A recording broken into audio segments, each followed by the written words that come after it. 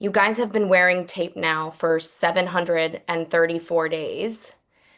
What do you feel like today, knowing that the number of days that you might have to wear this tape could be waning? So it's a really great question and something we've been talking about all day. It's become our identity. It's like those hello, my name is stickers that you wear at a conference. And every single day, our identity has been changing for these 2 years. And we woke up to this news that, on the one hand, obviously is so incredibly thrilling and such a relief. Um, 20 hostages that we know are alive are going to be coming home. And yet, we also got messages this morning from families who know their hostages are coming home in body bags. And that is this really challenging dichotomy of emotions. And we have thousands of families that next week are going to be marking what was October 7th, 2023 is the Jewish holiday of Simchat Torah, which is next week and on the Jewish calendar. And you have all these families who are going to be marking that as the day that they remember their loved one who was brutally murdered. So we have a lot of balls in the air emotionally, and we also have thousands and thousands of innocent Gazans who are feeling this incredible relief because they've suffered tremendously. So we just have the region saturated in waiting and being hopeful and optimistic and being broken.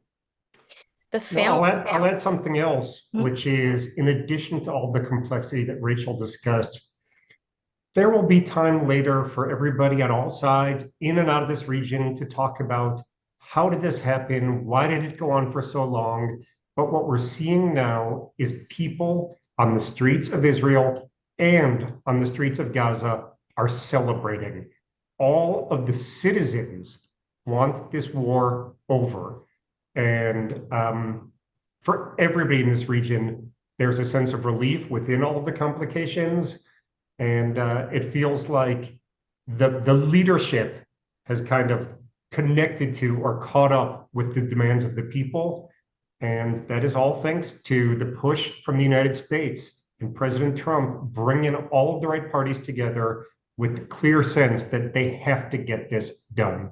Yeah, we have seen Israelis in the streets really since October 7th, but it's just continued to grow. Those family members, Rachel, that you talked about that you're getting messages from that their children are coming home in body bags, are they concerned that we're hearing that there might be difficulty locating all of these people?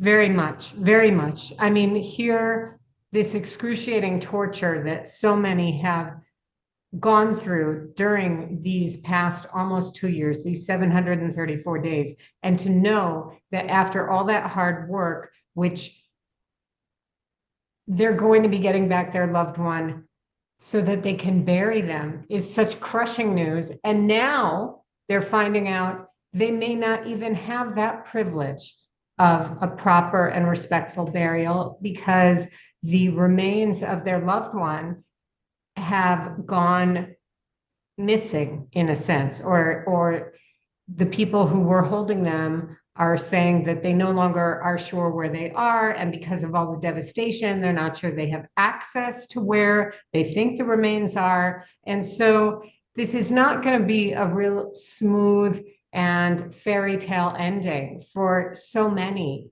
and it's really crushing, honestly. I mean, and how do you hold these two very different sensations of being thrilled for the people for whom they will have their loved ones back in their arms finally, with people who there's a big question mark if they'll ever even have a grave to cry over.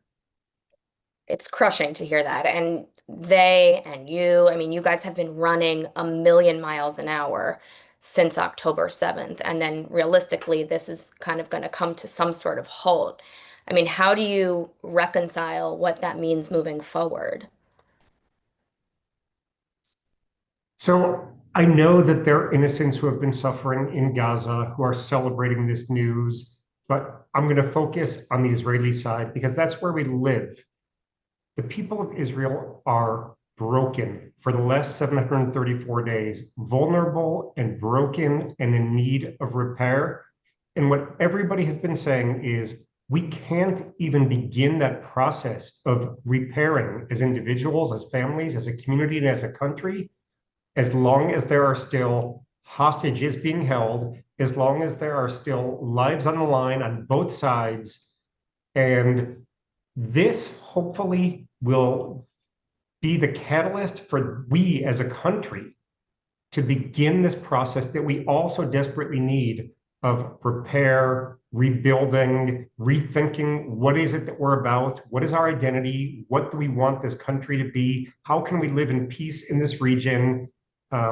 Big questions that hopefully in the very near future we can really start to address in a meaningful way. Do you have concerns about the prisoners that are going to be released? We've been told by the security establishment that this is something that can be handled. I think that we also we're at the point where everyone is willing to do what needs to be done in order to move forward. And it is definitely a leap of faith. I think always these deals or these agreements, at a certain point, you have to cross over the Rubicon. And we're doing that. And we also have guarantees and support from a bunch of different Arab countries in the region and the United States and different countries in the EU who are pledging their support to maintain security for Israel. And we are very much believing that that is something that is achievable. In Israel, how fragile does this deal feel?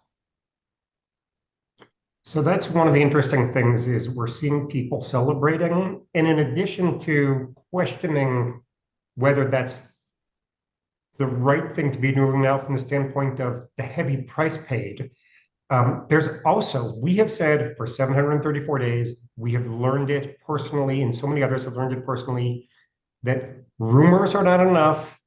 Optimism does not mean that a deal is done. And until the hostages are back in Israeli territory, being hugged by their families, it's the Middle East. Things are fragile, things can break. And so within all the optimism, we are cautioning, and so many others are cautioning, yes, this feels different, but we need a few more days to get it really over the finish line. It's been so fascinating to watch how you have not taken any political side. You have really just had the hostages in mind the entire time. I mean, how does it feel to see, the political will kind of come about finally after 2 years? It's really taught me a lot about how geopolitics work, which I never had an interest in and I never really understood. And now I understand when there is a political will, there is always a way. And when a country has leverage, if they don't use it, it's not leverage, unfortunately.